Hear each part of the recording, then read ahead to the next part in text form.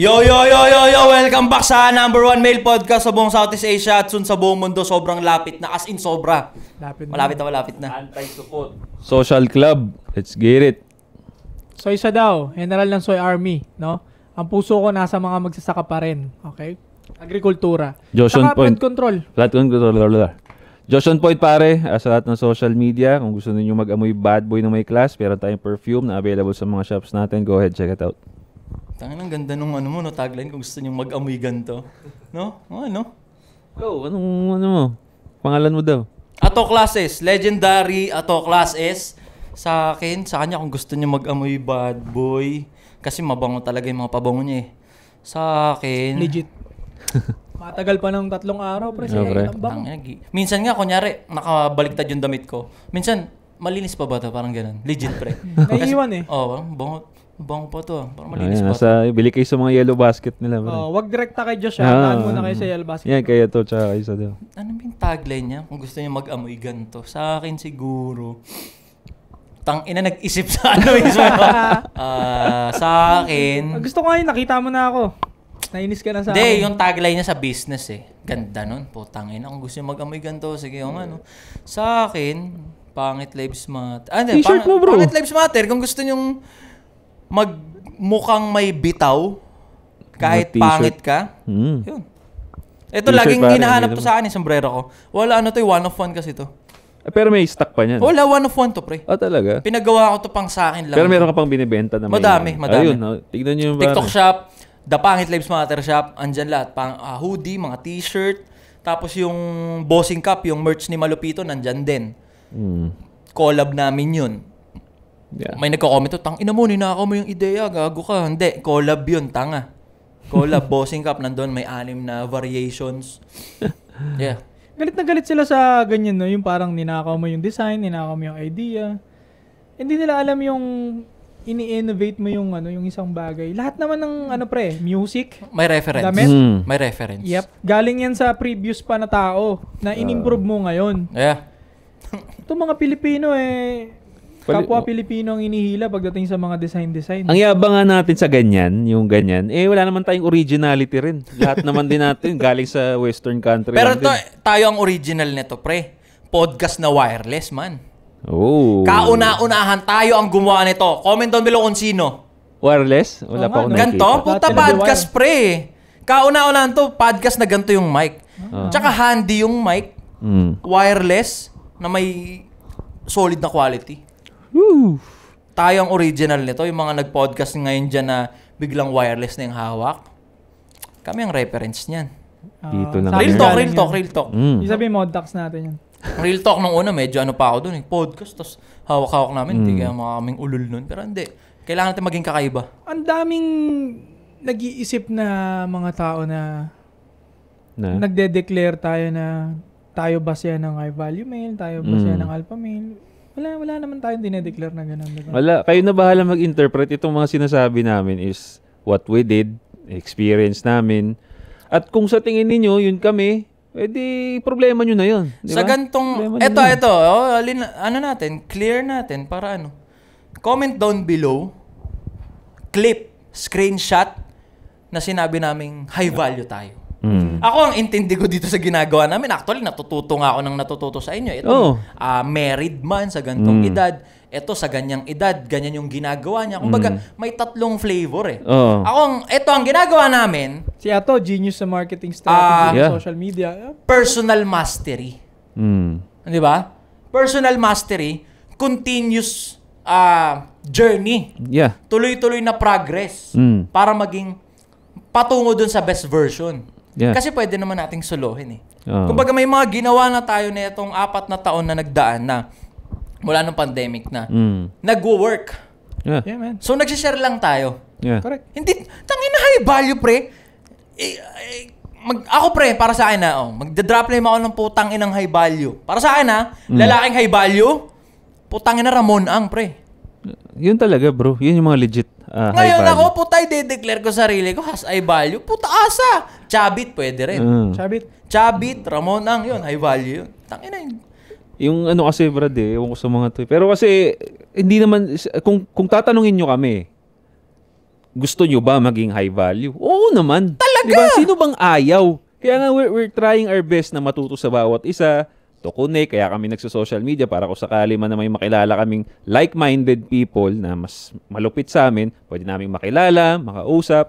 At kung pupunta kami doon, sinong ayaw nun? Nami-misinterpret kasi siya, nami-misinterpret yung term na high value sa puntong, putang ina, pag ako naging high value, panis kayong lahat sa akin. Hindi. High value ka sa part na ang sinisilat at pinapanis mo, yung version mo last month, yung version mo last week, last year, ang sinisilat mo, yung old version mo.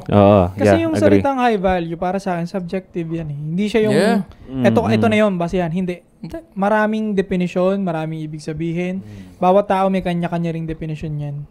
Okay. May mga tao na, ito sa akin masasabi kong high value ang tao kapag at peace siya as an individual. Para sa'yo.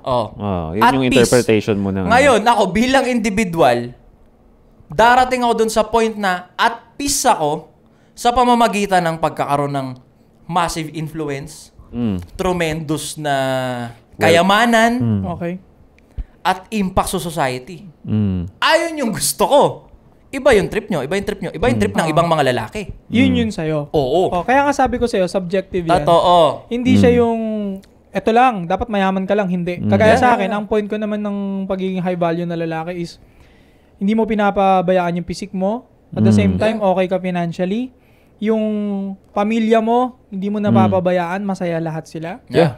Lahat sila na, na poprotectionan mo at napoprovide mo na maayos. Yun, high value ka para sa akin. And smart ka, may wisdom ka, high value ka para sa akin. At huling-huli is yung nakakapag-contribute ka sa society. Yun nga. Yun ang pinaka, pare, yan ang definition ng high value. Give value. Hindi na siya subjective. Pag sinabi mong high value na, society na yung tinatamaan mo, since majority ng tao affected na, yun yung klase ng high value na talagang pag sinabi mo sa lahat, accepted yun. Yun yung high value na. Majority na. Oo, in majority. So, yun. Para sa akin naman, pare, high value, related din sa inyong dalawa din. Ang high value para sa akin, maraming tao nagre-rely sa akin. Pero, hindi lang sila nagre-rely na nasasatisfy ko pa yung kailangan nila sa akin. Kung kailangan nila ng pera, kailangan nila ng tulong, mabibigay ko with full-hearted, walang utang, kaya ko ipamigay yan. Basta makatulong ako, yun ang para sa akin high value. I agree. No. Yun yung high value para sa akin. Pero yun nga yun ang hindi ko maintindihan dito sa mga to. Porque, again, tama yung sinabi ni Ato kanina, which is I totally agree kasi yun din ng purpose ko, bakit ako nagtuturo ng kung how to be a high value man is because gusto ko maging higher value ka than your past. Yun ang pinakalagi natin ginagawa, di ba? Pero ang interpret na itong mga to sa society ka na kagad, di ba? So, wala. Ako nga, parang bad trip ako pag tinatawag niyo yung nanonood sa atin as fans Medyo, tangina mo ng fans, hindi fans Saan ba dapat? Tropa? Bro. Brothers. Kasi nga, kumbaga, kung ano yung sinasabi natin, pwedeng narinig niya na, pwedeng alam niya na, pwedeng mas ahead siya sa atin. Yung nanonood. Sa madaling sabi, hindi kita fan. Hindi ako ahead sa'yo Pwedeng listener kita. Ngayon, pwedeng yung nakapakinig sa atin, na-move yung buhay niya, may na-take home siya. O yun, pwede mo akong kuya na nagbibigay ng value sa'yo. Tapos tayo, sinishare lang natin kung ano yung nag-work sa atin, yeah. Kung ano yung nag-work. Ako, share ko lang mabilis na kung bakit. Kasi ako, pre, as content creator, pre, pwede naman akong mag-react na lang Commentary ako Mag-react ako sa gantong issue, gatasan ko tong ganyan. No? Pwede ko naman wag nang gawin to Ito personal growth shit to Pero dahil yung ganitong klase ng content, totoo na pwedeng narinig mo na sa iba, nabasa mo na sa ganito, na kung bakit ako lumupit compare sa mga older version ko kasi nakapanood ako ng English na ganito. Yeah. So ako, nakapakinig ako ng ganito, na-absorb ko, na-execute ko ng tama, nakakain ako ng masarap, parang masyadong selfish kung ako lang, i-gatekeep ko. Pareho tayo bro, nakaka-relate ako ng sobra sa'yo. May video ko niyan, makikita niyo sa mga early videos ko pare. Actually, saan ko ba inano to? Doon, sa origin video ko pare, nandun yung sinabi ko yan. Na isa sa mga reason bakit ako nag-start ng personal development or personal improvement ng mga videos. Kasi nga, yung mga napapanood ko English, why not mag-Tagalog ako? Yeah. Diba? Mas madali nilang makikita. Sa jeans nyo yan. Jeans? Putang ina, walang ganun, pre. Pwede rin, pre. Jeans. Genetics to? Wala, hindi, pre. Ito pa. Ngayon, Hindi ako tangina naniniwala nyo, sa bakit genetic. may ads? Ba't may ads? Ba't may clothing? Kasi nga, hindi pa ako yung top tier or top G na version ko. Like for example, nagbigay ako ng example kanina, Ramon ang Chabit. Kung ganun yung level ko ngayon, putang ina, hindi na to, wala na talagang ads. Sila rin naman humingi. Kasi pare, isa sa mga hindi mo maitatanggal. Kaya nagbebenta tayo ng mga products or what, kasabay ng pagsikat natin or sa influence natin, ginrab nating opportunity para magbenta nga. Yeah. Because isa sa mga hindi matatanggal ninyo sa pagiging high value men, at para maging high value men is resources. Kahit anong klase yan, pero syempre, ang pinaka-common lang is pera. Yeah. Ang resources ng pinaka-common is pera. So, we're trying to get there, di ba? So, anong kailangan namin? Resources.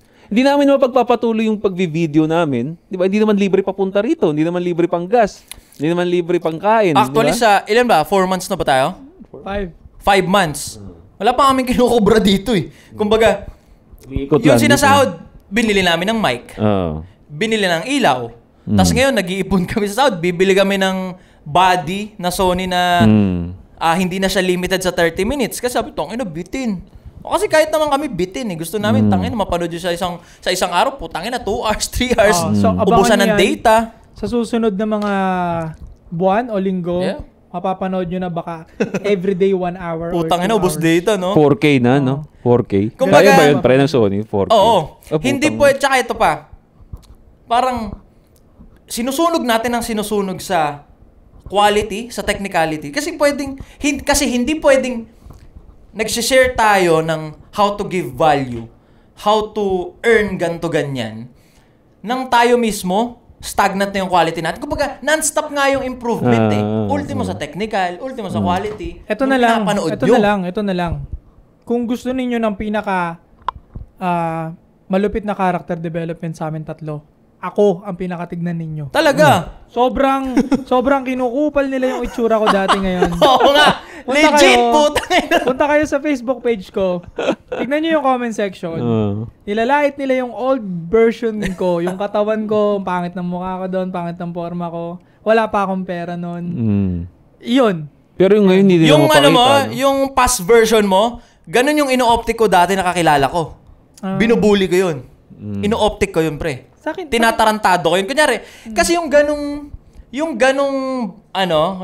bata, sure may ganong kang kakilala, nakabatch mo, asar talo sa akin yun, pre. Ako masasabi ko, hindi to kabadingan, ha. Pero lintik yung in-improve mo talaga. Kasi pre, sa ngayon, versus yun. Kung bakit hindi ako naapektuhan doon sa part na yun, kasi nga, ako yan dati. Di ba matatanggi yun eh. Oh, and parang compliment nga yan ngayon sa akin. Yeah. Kasi yan na lang yung inaatake mo. Kasi ayaw mo yung version ko ngayon. Tanga ako talaga yan, di AI yan. Oo, di ba? Ito ba, nag-scroll ka ba sa Facebook ng mga, natabasan yung mga throwback pics nila.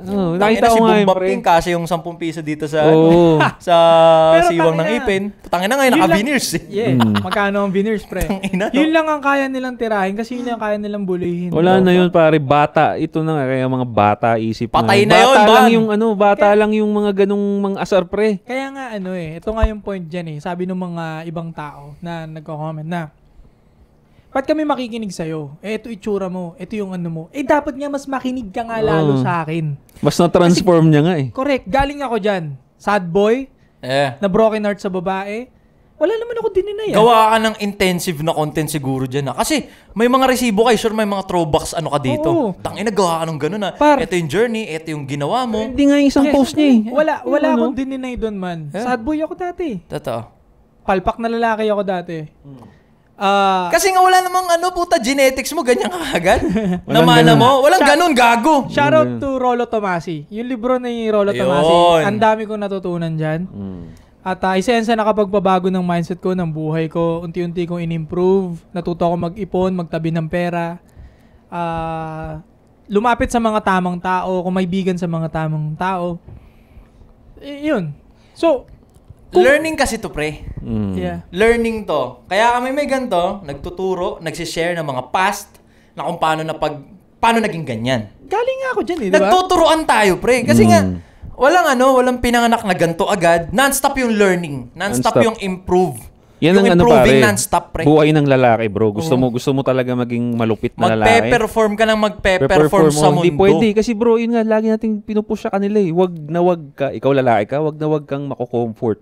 Wag kang, iwasan mong mapunta sa comfort zone mo because pagka nandyan ka nga sa comfort zone mo, ang lalaki hindi nga built sa comfort zone eh. Nasusupot nga tayo once you get into your comfort. So pag nasanay ka, pag nakampante ka, sunod-sunod ang downfall pag lalaki ka, correct. bro. And lahat ng lalaki, walang hindi dumaan sa support stage. Lahat bro, beta. ito nga, nasabi ko nga to sa video ko rin. Talaga? Sabi ko, pag pinanganak ka, lumabas ka sa nanay mo, you're automatically a support. Automatically beta male kapag labas. Talaga? Walang mo, genetics na putang ina paglabas ka, angas na version.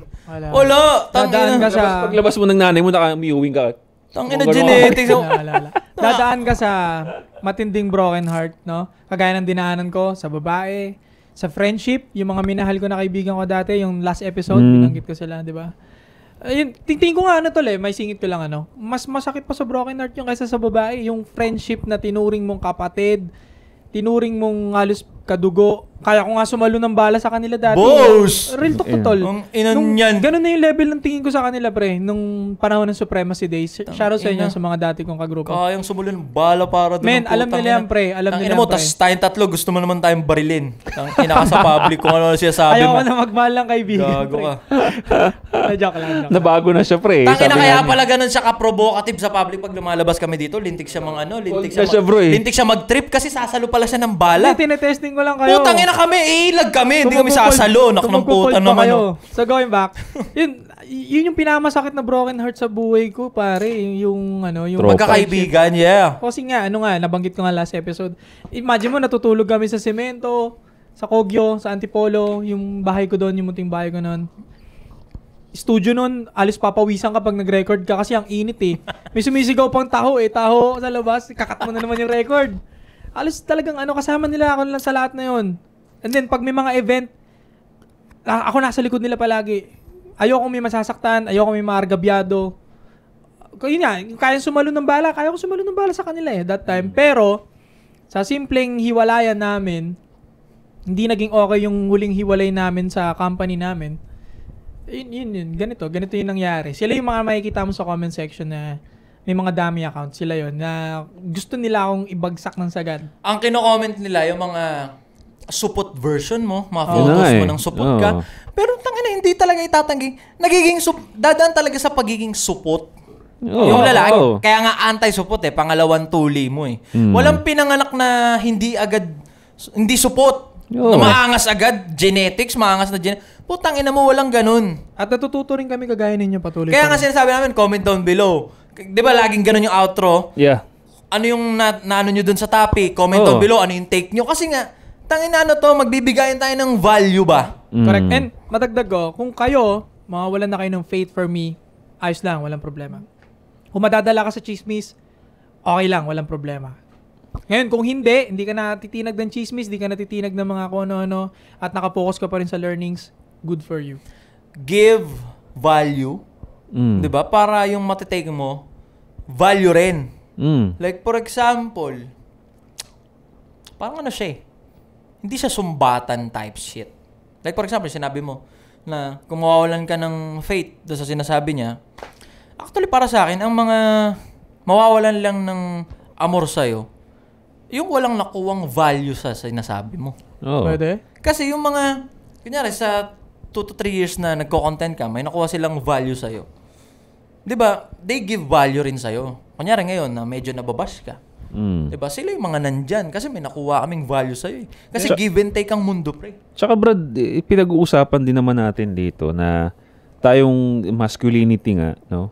Nagbe-base tayo lagi sa facts. Diba? Correct. kung, again, ikaw naman bahala sa buhay mo, pero kung mauuga ka ng chismis, nag-fail kami. Di ba? Hindi namin naturo sa'yo yung masculinity talaga kung magpapadala ka sa chismis. Di ba? Dapat nga, again, lagi tayong sa facts. Di ba? Pag may nagsabi kay sino man sa amin na inakasuhan kami, dapat ang mindset ninyo is, nasan yan? Ano yan? May evidence ba yan? Bakit ganyan? Kasi nga lagi nga tayong ganun eh. Diba? Lagi tayong nagbe-base sa kung ano yung meron talaga, hindi yung chismis. Kung ano yung totoo. Feminine yun eh. Kung ano yung totoo. Kung ano yung totoo. Ano yung nag-work. Kagaya nung kung anong sinasabi natin dito, yun yung totoo. Yun yung nag-work sa'yo, nag-work sa'yo, nag-work sa akin. At malinaw ko lang, ang target namin is maging icon. Sobra. To the point na hahangaan mo yung imahe namin dahil maayos yung katawan namin. Maayos yung financial namin. Nata-take care namin yung mga pamilya namin at mahal namin sa buhay. Hindi lang basta may pangalan, basta magaling sa ganito or what. Kami, ang gusto namin, complete package. Influential. Influential. Na-move ka. Na-move yung buhay mo. Yung fact up at support na state mo ngayon, dahil narinig mo sinabi niya, or ko, na-move yung buhay mo. Nag-proceed ka ng mas maayos. Alam mo na yung mga dapat. Kasi kung anong sinasabi namin dito, yun yung nag-work sa atin. Hindi to random wisdom ko lang or genetics na naman ako lang. Lahat ng sasabihin ko dito, experience. Correct. Di ba? Walk the talk to, pre. Sa mga nagsasabing di walk the talk, patunayan ninyo. Man, galing na kami sa beta version namin. Galing kami sa matabang version namin. Ito.